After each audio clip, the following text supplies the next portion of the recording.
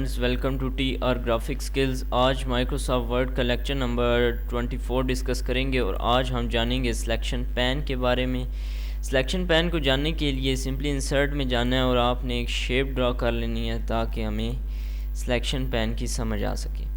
जैसे ही हमने shape draw कर ली तो ये देखिए हमारे पास एक सिलेक्शन पैन का ऑप्शन है। जैसे इस पर क्लिक किया तो हमारे पास एक विंडो ओपन होके के आ गई। इसमें कुछ ऑप्शंस हैं और ये इसमें बेसिकली जो सिलेक्शन पैन है लेयर्स की मदद से लेयर की तरह ही काम करता है। फॉर एग्जांपल मैंने एक शेप ड्रॉ की, अगेन अगर मैं सर्कल ड्रॉ करना चाह रहा हूँ तो सर्कल ड्रॉ कर लिया तो इस तरह से। तो ये देखें अब अगेन ऑटोमेटिकली दूसरी लेयर भी बन गई। फॉर एग्जांपल मैं इसे थोड़ा सा छोटा कर रहा हूँ, इसका कलर चेंज कर लेते हैं ताकि समझ आ सके। और इससे मैं इसका भी कलर चेंज कर लेते हैं। चलें जी, ये कर लेते हैं। तो अगेन एक और फॉर एग्जांपल स्टार ड्रा कर लेते हैं। ये देखें जी, स्टार ड्रा कर लिया और इस तरह से हम इसका भी कलर चेंज कर लेते हैं। चलें जी, ये हो गया। अब जो सिलेक्शन पैन का जो बेसिकली यूज़ है वो ये है कि आपके पास कुछ लेयर्स बन जाती हैं जिन्हें मैनेज करना आपके लिए आसान हो जाता है। अगर आप माइक्रोसॉफ्ट वर्ड में कोई ड्राइंग कर रहे हैं, कुछ डिज़ाइन कर रहे हैं तो आपको काफ़ी ज़्यादा शेप्स रिक्वायर्ड होती हैं जिसके लिए आपको काफ़ी ज़्यादा ना परेशानी हो सकती है। तो उस परेशानी से बचने के लिए ये सिलेक्शन पैन जो एक पैनल है, बड़ा ज़बरदस्त ऑप्शंस हैं इसमें जो जैसे कि हमने रेक्टेंगल ड्रॉ किया, उस पर क्लिक किया तो ये देखिए हमारा जो रेक्टेंगल है वो सिलेक्ट हो गया। अगर मैं ओवल पे क्लिक करता हूँ तो ये देखिए हमारा ओवल ऑटोमेटिकली सिलेक्ट हो रहा है, जैसे कि मैं यहाँ कर रहा हूँ, ना कि मैं यहाँ से आके इसे फाइंड करूँ, ढूंढूँ। अगर इसमें बहुत ज़्यादा ऑब्जेक्ट हों तो हमें काफ़ी ज़्यादा फाइंड करने में मुश्किल हो सकती है। इसी तरह अगर स्टार को क्लिक करूँ तो ये देखें स्टार ऑटोमेटिकली सिलेक्ट हो जाता है। फॉर एग्ज़ाम्पल अगर अगेन एक स्टार लेते हैं, अगर इसके पीछे फॉर एग्ज़ाम्पल इसके पीछे इसे छुपा देते हैं तो ये देखिए हमें उससे सिलेक्शन करने में काफ़ी ज़्यादा मुश्किल होगी। हम यहाँ आके सिंपली एक क्लिक करेंगे और हमारी वो सिलेक्शन हो जाएगी। इसे सिंपली उठा के यहाँ रख लेंगे।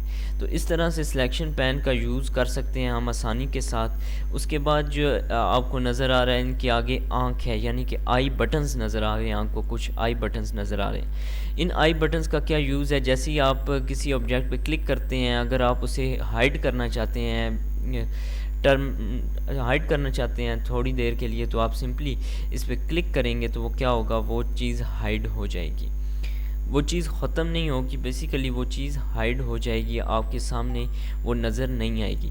जैसे ही आप आई बटन पे अगेन क्लिक करेंगे तो वो दोबारा आपको नज़र आने लग पड़ेगी।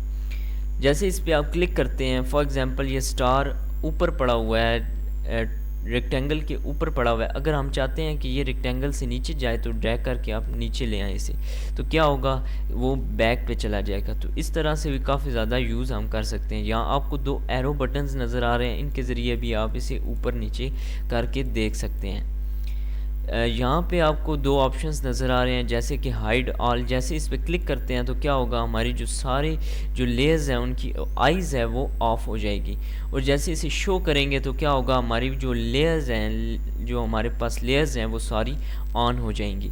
इस तरह से सिलेक्शन पैन का जो यूज़ है इस तरह से किया जा सकता है। जैसे ही एरो पे क्लिक करेंगे तो आपके पास कुछ ऑप्शंस आएंगे। फॉर एग्जांपल मूव करने के लिए आप इसे कहीं भी मूव करवा सकते हैं। उसके बाद आपके पास साइज़ का ऑप्शन आएगा। जैसे इस पर क्लिक करेंगे, इसे छोटा बड़ा आप अपनी मर्ज़ी से साइज़ एडजस्ट कर सकते हैं ताकि आपको कहीं भी इसे रखने में परेशानी ना हो। अगला क्लोज़ का ऑप्शन है। जैसे इस पर क्लिक करते हैं तो हमारा डॉक्यूमेंट क्लोज़ हो जाता है। तो इस तरह से हम अपने ऑप्शंस हैं उन्हें यूज़ कर सकते हैं और आसानी के साथ अपने ऑब्जेक्ट को मूव करवा सकते हैं और उन्हें एडजस्ट कर सकते हैं। इंशाल्लाह नेक्स्ट लेक्चर में मज़ीद जानेंगे।